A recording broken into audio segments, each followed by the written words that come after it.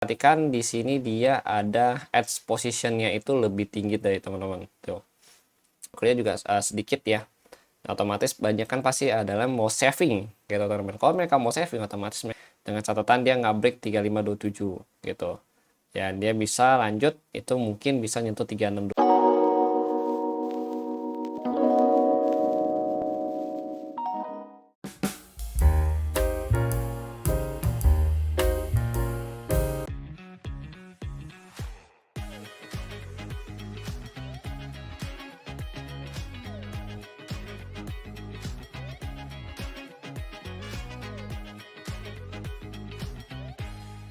Halo semua, kembali lagi bersama saya Johan di Juna Trading ID. Jadi pada kesempatan video kali ini kita akan membahas kembali untuk update dari pergerakan XAUUSD atau gold itu sendiri. Dan seperti yang kalian lihat ya, hasil dari NFP yang kemarin itu ya, untuk NFP itu dia kurang bagus ya, dimana NFP itu dari 79 turun ke 22. Kemudian untuk yang unemployment rate juga dia naik ya. Kemudian di sini pendapatan rata-rata juga menurun teman-teman. Nah, ini yang kalau kita perhatikan memang posisinya kita juga udah bahas di video YouTube yang ini teman-teman tanggal 5 September kemarin. Ya, saya ada upload di jam setengah satu ya, setengah satu siang. Itu kita udah bahas isi mengenai NFP jelek, gold 3540, dia rebound. Kemudian target 3578 dan ternyata itu sampai 3600 ya. Ada yang sampai, ada yang enggak. Ada yang tergantung dari brokernya, cuma memang 3599 ya. Ya, kita bulatin aja 3600 teman-teman gitu. Jadi hasil dari ADP Jolts ya, itu juga udah kita bahas di video ini. Jadi kalau untuk kalian yang mau tahu ya cara analisa NFP itu bagaimana, kalian boleh tonton video ini ya, atau bisa join ke Learning Center, karena di Learning Center itu ada saya jelaskan siklus-siklus ya dari gold tuh bagaimana teman-teman. Nah, di sini ada tahapan belajar ya. Ada news ya. News itu kita bahas mengenai siklus ya. Apa aja yang terjadi ketika data ini begini dan begitu-begitu pokoknya teman-teman ya. Ini kita ada di Learning Center. Oke, lanjut lagi ya. Kemudian ya, ini kongres tuh kalian dapat baik kemarin. Lalu kita mau cek untuk satu minggu ke depan ya, mulai dari kita mau bahas untuk news satu minggu ke depan itu apa aja, kemudian kita mau bahas untuk OI data itu apa aja ya, terus COT-nya bagaimana, karena COT dan open interest data itu sudah update teman-teman. Nah, kebetulan untuk COT dan OI data ya, ini saya sudah update di Learning Center ya. Jadi Learning Center memang update-nya lebih cepat gitu.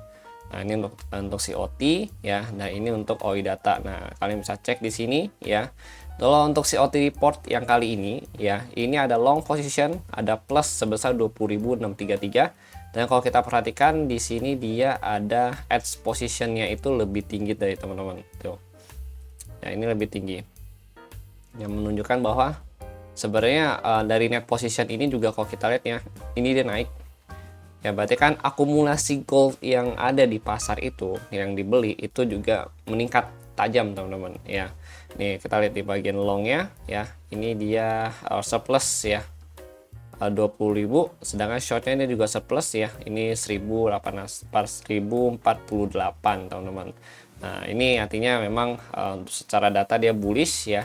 Tapi memang nanti kita bahas secara teknikal ya teman-teman. Ini kalau kita bahas secara data dulu. Jadi kalau secara data itu masih bullish ya. Nah, saya ada penjelasannya ya.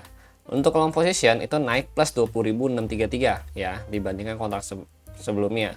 Artinya ada tambahan minat beli signifikan dari fund manager, menunjukkan keyakinan terhadap potensi bullish gold. Ya, terus ini short position juga naik tapi kecil, hanya plus 1000 kontrak plus ya teman-teman ya. Ini menunjukkan sebagian kecil pelaku pasar ya tetap pasang hedge atau antisipasi downside ya, tapi porsi jauh lebih kecil dibandingkan tambahan posisi long gitu teman-teman ya. Nah, ini kesimpulannya, ini institusi besar manage money lagi agresif akumulasi posisi long di gold teman-teman ya, mendukung bias bullish dalam jangka pendek menengah. Short memang ikut naik tapi hanya minus sebagai hedge aja gitu teman-teman. Oke, itu dari update COT teman-teman ya. Nah, kemudian ini untuk open interest data kita juga udah update ya, tapi kalian bisa tetap akses langsung itu di CME Group teman-teman ya. Kalian tetap bisa akses langsung itu di CME Group ya, di sini CME Group. Nah, ini untuk open interest ya. Terus ini untuk open interest nih CME Group. Nah, ini untuk COT-nya teman-teman. Lalu untuk COT, nah di sini kita cuma punya harga close nih ya, karena kan hari Sabtu Minggu market nggak buka ya teman-teman ya. Kalau buka itu agak gimana gitu, mungkin kalau buka itu ya BTC ya, crypto pair itu masih tetap buka, tapi kalau untuk gold yang tutup nih Sabtu Minggu teman-teman, maka kita baru punya harga close nya aja. Tapi kalau misalkan harga Senin ya close sih, open lagi, itu kita tinggal sesuaikan harga opennya di mana, kita sesuaikan di bagian open interest data ini teman-teman. Nah, untuk harga close itu ada di 3586 harusnya gitu. Tapi saya buletin ke 3585 teman-teman. Ya, karena ini kan kelipatan 5 ya untuk datanya itu sendiri gitu. Untuk close di 3585, kalau secara data di sini ya dia ada di bawah 3585 itu ada 3560 ya. Terus 3570 nih cukup banyak ya teman-teman. 3560, 3570 ya, sama 3575, lalu 3545, 3550. Lalu ada 3515 ya, dan 3525. Nah, ini yang mau put buy itu cukup banyak ya teman-teman ya. Terutama di 3500 ya teman-teman, itu udah mulai jadi primadona tuh ya. Di atasnya itu ada 3600 ya, lalu 3610 dan 3625 sebagai target tertinggi dia untuk saat ini, terutama di hari Senin nanti, karena OI data kan berlaku untuk harian ya teman-teman ya gitu. Nah, ini kalau di sini kalian udah bisa langsung lihat call tertinggi, put tertinggi itu di mana, kesimpulannya bagaimana. Kesimpulan, zona support buyer 3545, 3555, 555, zona pantau kuat 3570, 3600, zona resisten selanjutnya 3620, 3630, teman-teman. Oke. Nah, ini untuk hari ini, teman. Untuk hari Senin nanti ya. Oke, untuk open interest data COT clear. Sekarang kita mau bahas mengenai event ya, atau news selama 1 minggu ke depan itu ada apa aja sih. Oke, di tanggal 8 September itu kita ada GPY ya, ada dari Jepang. Ya, ini ada GDP kuartal 2 report teman-teman ya. Kemudian USD nggak ada. Lalu di tanggal 9 September ya, kita ada dari mana nih, payroll, terus euro nggak ada ya, tanggal 9 clear, nggak ada. Tanggal 10 ya, hari Rabu, kita ada dari USD, ini ada ada PPI, terus ada crude oil inventory teman-teman. Nah, ini ada PPI ya. Nah, ini kalau ada PPI berarti ada CPI teman-teman, tapi biasanya sih CPI dulu ya. Cuma ini kali ini agak kebalik, dia PPI dulu ya, PPI di hari Rabu. Cuma let's see nanti apakah akan pembenaran kembali jadwalnya, tapi kita untuk saat ini kita tahu di hari Rabu nanti tanggal 10 September jam 19.30 itu ada PPI ya, Production Price Index ya teman-teman ya. Itu di jam 19.30. Nah, dari PPI juga karena NFP kemarin jelek, berarti kan otomatis daya beli mengurang ya. Nah, kalau daya beli mengurang, harusnya produsen juga akan lebih pengiritan nih ya, atau efisiensi ya, harusnya juga ikut menurun ya. Di sini kalau kita lihat nih emang 0,3 dari 0,9 ke 0,3 berarti ada penurunan gitu teman-teman. Nah, ini memang kurang bagus untuk USD. Lalu tanggal 11 September itu ada not option ya di jam 00 ya, 12 pas ya, pergantian hari. Dan ada dari Euro Deposit Facility rate ya, terus ada ECB ya, Euro Central Bank, dia mau interest rate decision juga. Dan di hari yang sama di jam 19.30 ini ada CPI report ya, sama jobless claim. Nah, CPI ini juga harusnya terjadi penurunan ya teman-teman ya, karena kan NFP jelek, artinya orang-orang yang bekerja juga sedikit ya, otomatis banyak kan pasti adalah mau saving gitu teman-teman. Kalau mereka mau saving, otomatis mereka akan lebih menghemat kan gitu. Savingnya sama dengan menghemat, bahasa Inggrisnya doang sih gitu. Nah, otomatis pasti daya beli menurun. Daya beli menurun ya, demand menurun, otomatis supply juga akan menurun. Itu yang biasa kita bahas lah kalau misalkan di awal-awal seperti ini teman-teman. Itu ilmu ekonomi ya teman-teman, basically begitu teman-teman. Oke. Nah, ada jobless claim juga ya. Jobless claim juga diklaim ini ada sedikit penurunan dari 237 ke 234. Ya, let's see nanti bagaimana.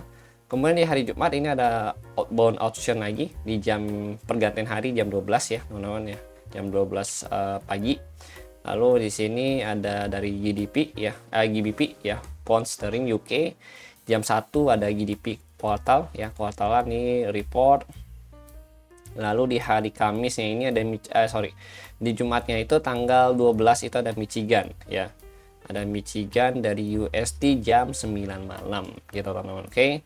Nah, itu adalah rentetan news yang perlu kita perhatikan di minggu ini. Terutama berarti ini kan minggu kita report yang pertama itu kan tenaga kerja, yang kedua itu inflasi. Nah, ini adalah minggu untuk report inflasi yang terjadi di US itu sendiri.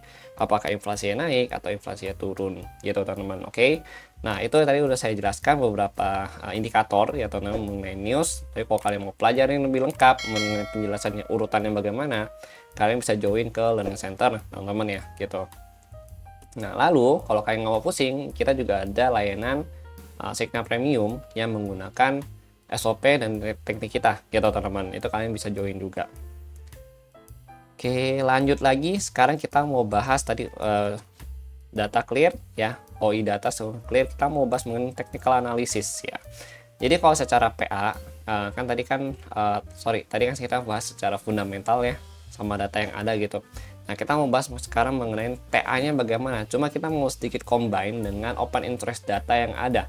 Tadi open interest data yang ada itu ya, itu ada di level 3.600 ke atas ya.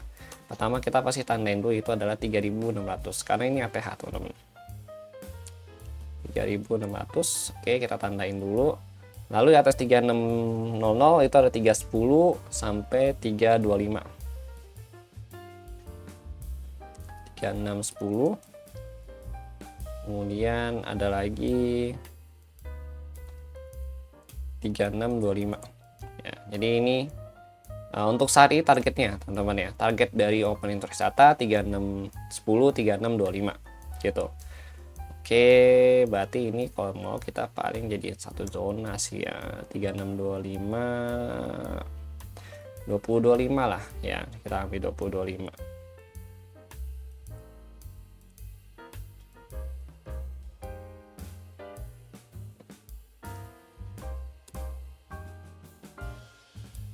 Ya 620. Sip. Nah, berarti ini yang 10-nya ini nggak usah kebanyakan garis. Final targetnya untuk saat ini di sini teman-teman. Oke, nih ini final targetnya dia. Target tertinggi dari open interest data.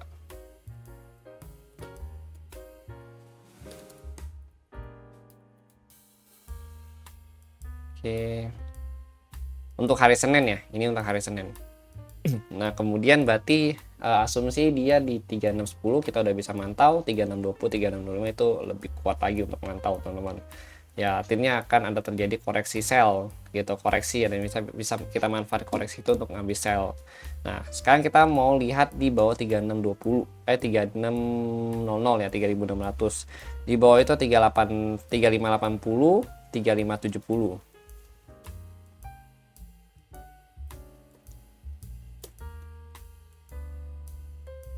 Sama 3570. Oke, ini bawahnya untuk bawah ya teman-teman ya. Terus di bawahnya lagi 3560. Oke, 5045 lah.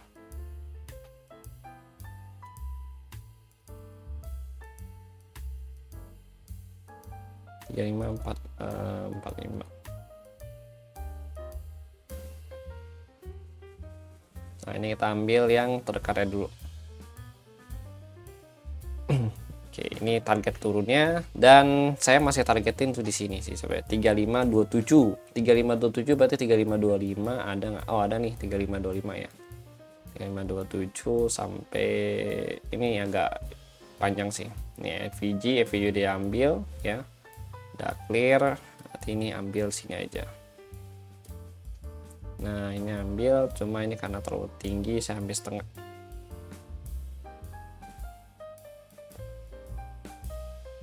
Ini zona pantau buy scalping ya, zona pantau scalping aja lah ya biar nggak salah kaprah gitu.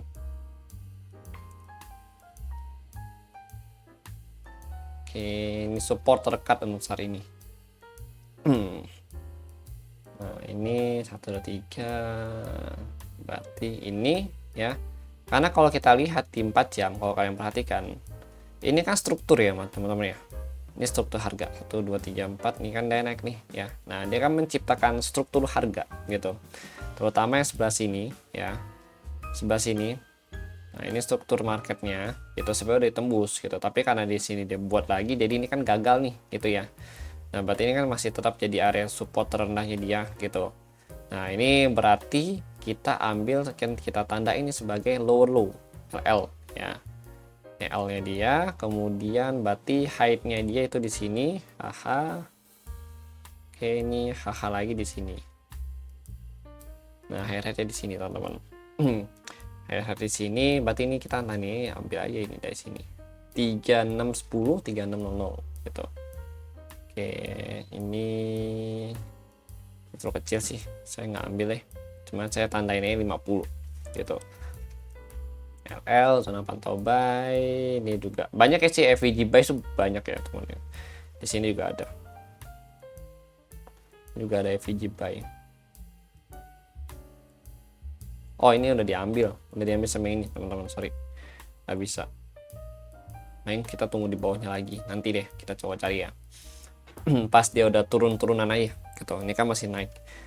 Oke, ini kalau mau penurunan lebih lanjut ya, berarti dia harus bisa break 3527 ya, dengan catatan dia tidak membuat height baru lagi. Height-nya ini aja gitu. Kalau dia buat height baru lagi, berarti ini nggak berlaku teman-teman. Nah, ini dia bisa pantau di sini. Dia bisa turun sampai sini 3500 ya, sampai 3493 ya untuk zonanya. Lalu di bawahnya lagi ya, di bawah 3493 kalau masih ditembus, nah ini dia bisa potensi untuk ngejar sini. Ini ada sedikit area sebenarnya. Oh, kita perhatikan ini ada FVG 1 hours ya di sini. Nah, ini bisa jadi the next targetnya dia untuk dia melakukan penurunan. Ya, ini zona FVG juga sih. FVG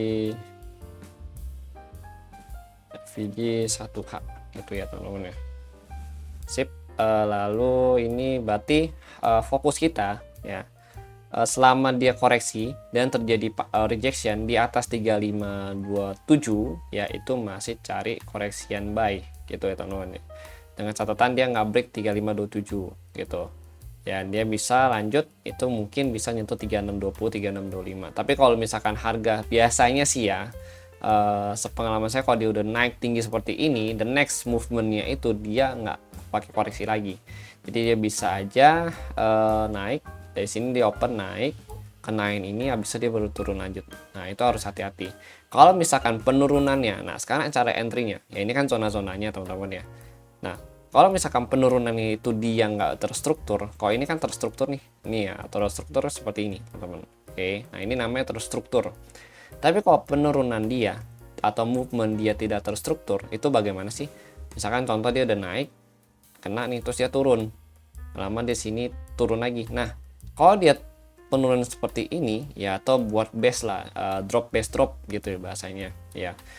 Nah, ini zona ini kalian harus hati-hati, jangan asal entry. Kenapa? Karena ini bisa aja diribas sama dia. Kenapa? Karena penurunannya tidak terstruktur, atau dia buat drop base drop, artinya sellernya itu cukup kuat gitu teman-teman, sellernya cukup kuat. Kalau ini tembus ya, berarti kita cukup tunggu di sini FVG 1 hours 3455, 3448. Tapi harapan saya sih ini nggak ditembus ya 3500-an, dia retest lagi. Tapi sepengalaman yang udah ya, kalau dia udah nembus HTA baru, apalagi dari 3500 ya ke 3600 ya, contoh kayak kemarin nih, dan nyentuh 3500 ya, yang kemarin itu dia kan di sini nih, dia sempat nyentuh 3500 kan, habis itu dia turun ya, habis itu dia baru naik lagi lanjut. Nah, ini takutnya kita jaga-jagai dari pengalaman kita yang udah gitu teman-teman ya. Jadi bukan nggak boleh trading, boleh trading, cuma memang secara risiko kalian harus tahu ini lebih besar ya. Memang risk-nya lebih besar, tapi gain-nya juga lebih besar karena market pasti volatile di harga yang setinggi ini teman-teman gitu. Biasa banyak trader-trader FOMO yang bikin market tuh makin senang untuk mainin harga gocek atas bawah bahasanya gitu ya. Jadi harus hati-hati. Targetnya untuk sehari dari open interest rate data itu di 3620, 3625 ya. Tapi kalau mau lebih extremely bisa sampai 3650. Cuma kalau saya lihat sih memang untuk saat ini 3650, di atas 3620 pun ya, ini kalau dari open interest data belum ada banyak yang pesan gitu, belum ada banyak yang beli. mentok-mentok masih ada yang banyak beli tuh di 3.600 ke atas tuh sampai 3620. Ya paling dia mentok-mentok sampai 3625 untuk nge-push ya saat ini gitu teman-teman.